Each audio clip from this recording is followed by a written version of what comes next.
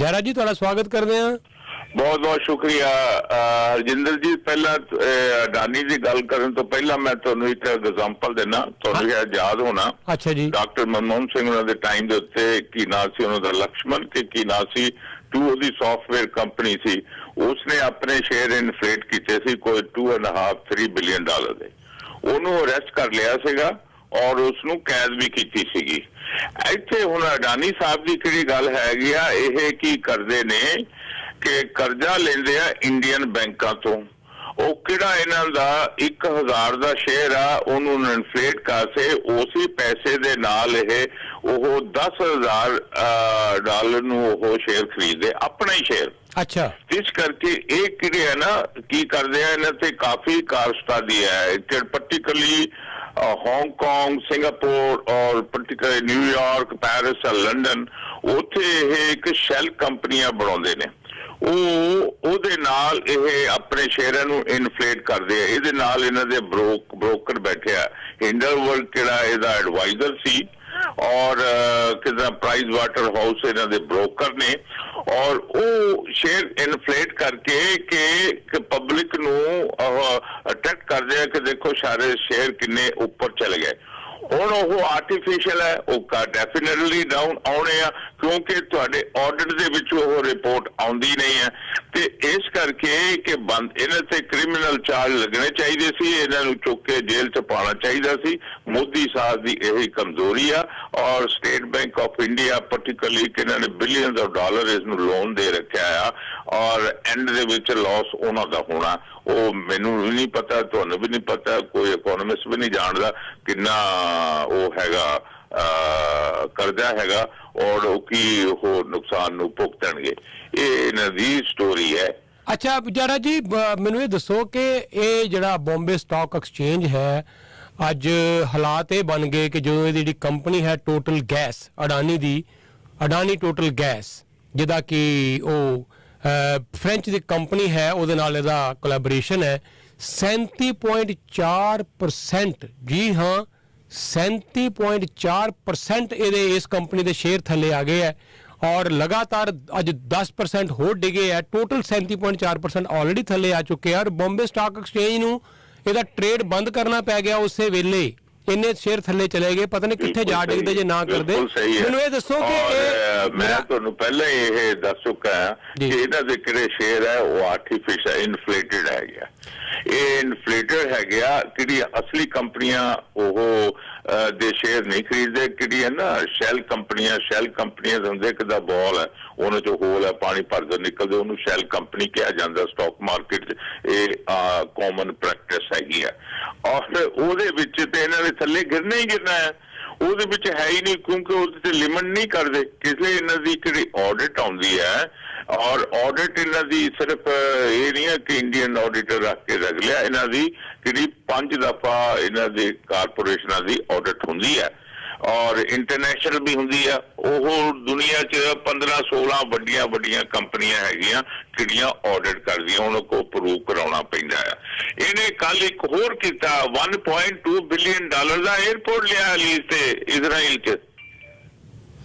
अच्छा पर मैनूं ये दसो कि ये जिहड़ा पिछले 5 सालां च ਇਹਦੇ ਜਿਹੜੇ शेयर है वो 1000% उपर गए है।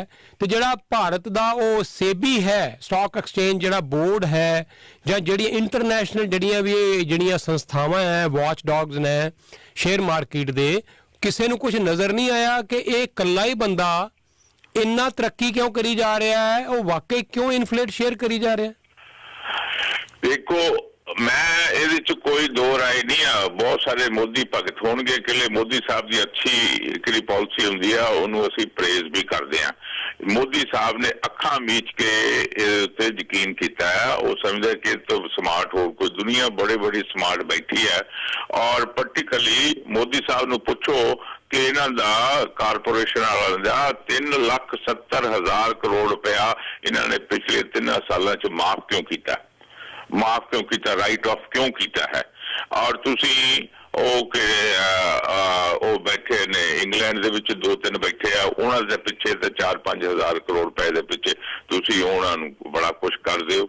इहदे बाद इहने लखां ही करोड़ा हज़ार रुपया दे रहे हो ਔਰ ਇਹਦੇ ਵਾਸਤੇ ਕੋਈ ਐਕਸ਼ਨ ਨਹੀਂ ਤੇ ਫਿਰ ਤੁਸੀਂ ਕਾਂਗਰਸ ਨੂੰ यूपीए ਨੂੰ ਕ੍ਰਿਟਿਸਾਈਜ਼ ਕਰ ਦੋ। ਡਾਕਟਰ ਮਨਮੋਹਨ ਸਿੰਘ ਤਾਂ ਖੁਦ ਇਕੋਨੋਮਿਸਟ ਹੈ, ਉਹਨੇ ਚੱਕ ਕੇ ਉਹਨੂੰ ਲਕਸ਼ਮਣ ਨੂੰ ਅੰਦਰ ਕੀਤਾ ਨਹੀਂ ਕੀਤਾ ਸੀ। हैदराबाद 'ਚ 2 ਕੰਪਨੀਆਂ ਸੀ। ਫਿਰ ਪ੍ਰੇਮ ਜੀ ਦਾ ਵੀ ਗੜਬੜ ਹੋਈ ਸੀ USA 'ਚ। USA ਨੇ ਉਹਨਾਂ ਨੂੰ ਆਜ਼ਮ ਪ੍ਰੇਮ ਜੀ ਦਾ ਉਹਦਾ ਵੀ ਸੁਣਿਆ ਹੋਣਾ। ਵੈਸੇ ਉਹ ਇਮਾਨਦਾਰ ਆਦਮੀ ਆ।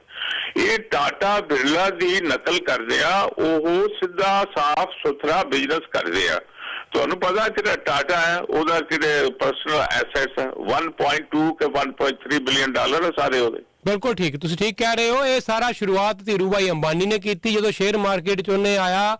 ਪਰ ਮੈਨੂੰ ਇਹ ਦੱਸੋ ਕਿ ਇਸ ਵੇਲੇ ਜੋ ਬਾਰ-ਬਾਰ ਜਿਹੜੀ ਗੱਲ ਚਰਚਾ 'ਚ ਆ ਰਹੀ ਸੀ ਕਿ ਜਦੋਂ ਵਿਜੇ ਮਾਲਿਆ ਭੱਜਿਆ, ਫਿਰ ਨੀਰਵ ਮੋਦੀ ਭੱਜਿਆ 10-10 12-12 ਹਜ਼ਾਰ ਕਰੋੜ ਦੇ ਗਬਨ ਕਰਕੇ, ਔਰ ਫਿਰ ਲੋਕਾਂ ਦਾ ਪੈਸਾ ਲੈ ਕੇ ਲੁੱਟ ਕੇ ਦੌੜੇ ਆ ਜਦੋਂ, ਉਦੋਂ ਇਹਨਾਂ ਨੇ ਬਾਰ-ਬਾਰ ਕਿਹਾ ਅਰੁਣ ਜੇਤਲੀ ਜਿਹੜਾ ਉਸ ਵੇਲੇ ਭਾਰਤ ਦਾ ਵਿੱਤ ਮੰਤਰੀ ਕਿਹਾ ਜਾਂਦਾ ਸੀ ਬੜਾ ਸੁਪਰ ਸਮਾਰਟ ਹੈ। ਬੜੀਆਂ ਬਹਿਸਾਂ ਹੋਈਆਂ ਪਾਰਲੀਮੈਂਟ ਦੇ ਵਿੱਚ ਕਿ ਨਹੀਂ ਜੀ ਸਾਡੇ ਕੋਲੋਂ ਹੁਣ ਅੱਗੇ ਅਸੀਂ ਬੜੇ ਮੈਜ਼ਰਸ ਲਵਾਂਗੇ, ਫੁੱਲ ਪ੍ਰੂਫ ਕਰਾਂਗੇ, ਕੋਈ ਵੀ ਬੰਦੇ ਨੂੰ ਇਸ ਤਰ੍ਹਾਂ ਦੇ ਅਸੀਂ ਲੋਨ ਨਹੀਂ ਦੇਵਾਂਗੇ ਕਿਉਂਕਿ ਲੋਕਾਂ ਦਾ ਪੈਸਾ ਹੈ ਇਹ, ਨਾ ਮੋਦੀ ਦਾ ਪੈਸਾ ਨਾ ਕਿਸੇ ਫਾਈਨਾਂਸ ਮਿਨਿਸਟਰ ਦਾ ਪੈਸਾ ਹੈ, ਇਹ ਤੇ ਲੋਕਾਂ ਦੀ ਬੈਂਕਾਂ ਜਿਹੜਾ ਪੈਸਾ ਰੱਖਿਆ ਗਿਆ ਹੈ, ਮਿਹਨਤ ਦੀ ਕਮਾਈ ਹੈ ਉਹ ਹੈ। ਤਾਂ ਇਹ ਜਦੋਂ ਇਹਨਾਂ ਨੂੰ ਇਹ ਆਮ ਬੰਦਾ, ਆਪਾਂ ਹੁਣ ਇੱਥੇ ਕਿਸੇ ਬੈਂਕ ਤੋਂ ਕੋਈ ਲੈਣਾ ਹੋਵੇ ਛੋਟਾ ਮੋਟਾ ਘਰ ਦੇ ਖਿਲਾਫ ਮੌਰਗੇਜ 3600 ਫਾਰਮ ਦੇਖੇ ਜਾਂਦੇ ਆ, 3600 ਕੰਡੀਸ਼ਨਾਂ ਲੱਗਦੀਆਂ, ਲੇਕਿਨ ਇਹਨਾਂ ਲੋਕਾਂ ਨੂੰ 50,000 ਕਰੋੜ ਲੱਖ ਕਰੋੜ ਮਤਲਬ ਕਰਜ਼ੇ ਤੇ ਕਰਜ਼ਾ ਦਿੱਤੀ ਜਾ ਰਹੇ ਹੈ। ਕੀ ਪ੍ਰੂਫ ਰੱਖ ਕੇ ਦੇ ਰਹੇ ਆ? ਜੇ ਕੱਲ ਨੂੰ ਡੁੱਬ ਗਿਆ ਪੈਸਾ ਤੇ ਬਣੇਗਾ ਕੀ? हाँ वो गल थोड़ी बिल्कुल सही है। और दूसरी चीज है कि छोटे छोटे कर्जे लेने हैं ना वो जरा मुश्किल होंगे आ कि तुसी बिलियन तक पहुंच जाते हो, फिर तुहानू एडी मुश्किल नहीं होंगी। बैंक खुद कहते हैं कि असी उन्होंने इन्वेस्ट करना ही करना है और वो बैंकों का प्रोसीजर है वो लैंड करते हैं पैसे। हुण इंश्योरेंस कंपनियां वो डाउन क्यों नहीं जांदियां, वो इस करके नहीं जांदियां, वो रियल एस्टेट च पैसा पाते हैं, वो नहीं लैंड करते। और बैंक किहड़े आ उन्होंने रियल एस्टेट च घट पैसा है पर लोगों को लैंड के लिए करते हैं ते उहदे च गड़बड़। मैं एक तुहानू इंश्योरेंस दे देना और किन्नी मैनू समझ आ वो ये आ कि अडानी साहब अगर USA आएंगे ना तो इन्होंने क्रिमिनल चार्जेस फेस करने पैने हैं 100%। तुहानू मैं एक होर दस देना गल किहड़ी, वो बड़ी शर्म वाली गल है।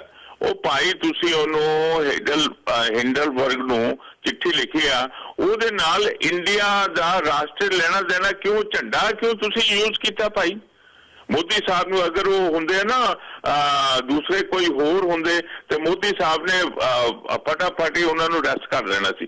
ਤੁਸੀਂ ਅਗਰ ਹਰਜਿੰਦਰ ਸੈਣੀ ਇੱਥੇ ਬਿਜ਼ਨਸ ਕਰਦਾ, ਹਰਜਿੰਦਰ ਸੈਣੀ ਨੂੰ ਕੋਈ ਹੋਵੇ ਤੇ ਆਪਣੇ ਲੈਟਰ ਹੈਡ ਤੇ ਤੁਸੀਂ ਕੈਨੇਡਾ ਦਾ ਫਲੈਗ ਲਗਾ ਸਕਦੇ ਹੋ, किसी को लगा सकते, ऐसा इलीगल है। वो सिर्फ गवर्नमेंट की प्रॉपर्टी है और गवर्नमेंट ही यूज कर सकती है, ना कि कोई होर कर सकता। ये बारे कोई आवाज नहीं, कोई कुछ नहीं। और किड़ा इंडिया का मीडिया है वो फिर भी यदि साइड लै रहा, वो देखो जी वो तो इंडिया को बदनाम करना। अज खबर निकल के और आई आ कि कहते जी ये पिछे चाइना का हथ है। वो चाइना का की लेना देना, कोई लेना देना नहीं चाइना का।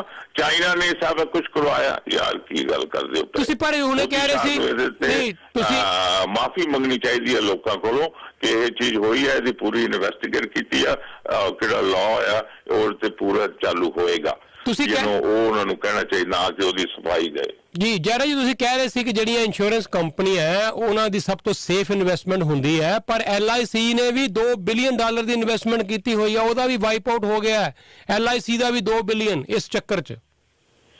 हाँ पर इंडियन कंपनियां हैगियां और वो रियल एस्टेट च घट पैसा यूज कर दिया। मैं तो इत्थे दी एग्जांपल तुहानू दित्ती सीगी ना, ठीक है LIC है one of the top company है कि प्रॉफिट बना रही है। मोदी साहब की नजर उहदे ते भी है, वो भी इहनू बेचना चाहते सी। तुहानू पता है पिछले साल निकल के आई सी। Thank you sir, thank you so much. Loan लिया सीगा उसने कि देखो एक मोदी साहब की एक होर किहड़ी चीज दसदी हो। मैं कहना कि देखो बहुत सारी मोदी भगत नूं चीज नहीं अच्छी लगनी, कल नूं हिस्ट्री ये दसेगी कि मोदी साहब की performance one of the worst performance in the history of India.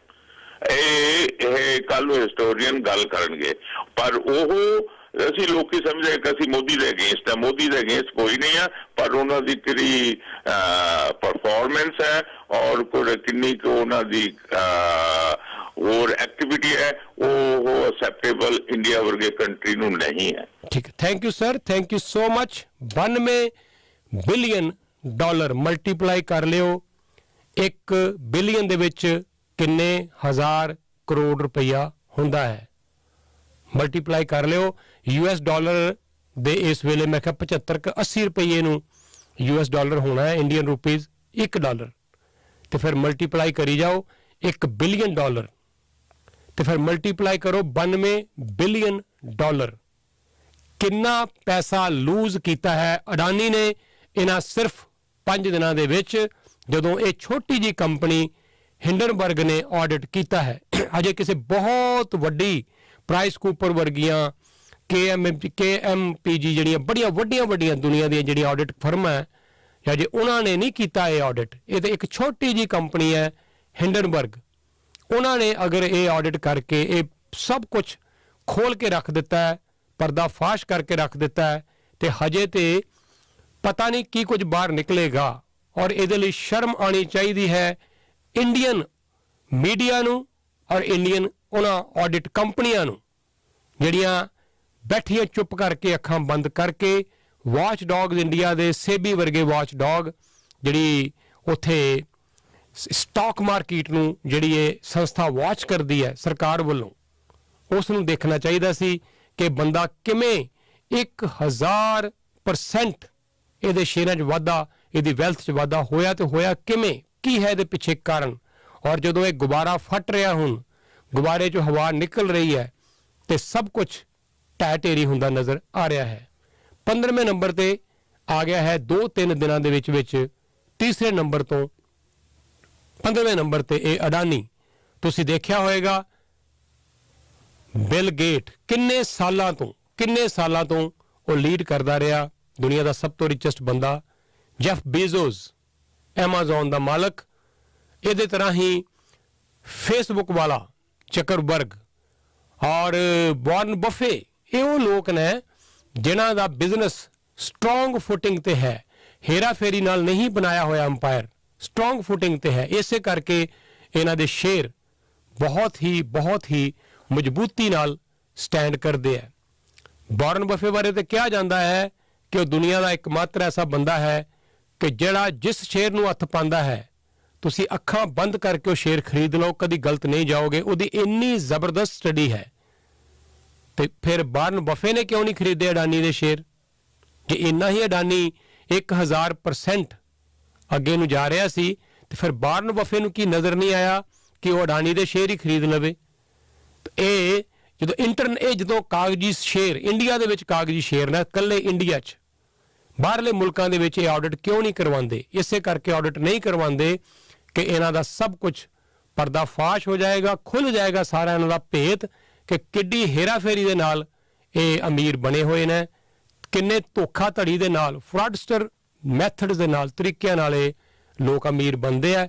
ਪਰ ਅਫਸੋਸ ਆਪਣੀ ਮਿਹਨਤ ਨਾਲ ਨਹੀਂ, ਕੋਈ ਹਲਵਾ ਕੇ ਨਹੀਂ, ਕੋਈ ਮਜ਼ਦੂਰੀ ਕਰਕੇ ਨਹੀਂ, ਕੋਈ ਤਨਖਾਹ ਲੈ ਕੇ ਨਹੀਂ, ਸਿਰਫ ਔਰ ਸਿਰਫ ਬੈਂਕਾਂ ਤੋਂ ਕਰਜ਼ੇ ਲੈ ਕੇ, ਇਹਨਾਂ LIC ਵਰਗੀਆਂ ਸੰਸਥਾਵਾਂ ਤੋਂ ਕਰਜ਼ਾ ਲੈ ਕੇ, ਮੈਨੂਪੂਲੇਟ ਕਰਕੇ ਲੋਕਾਂ ਦੇ ਪੈਸੇ ਨਾਲ ਅਮੀਰ ਬਣਦੇ ਨੇ, ਅਯਾਸ਼ੀ ਕਰਦੇ ਨੇ।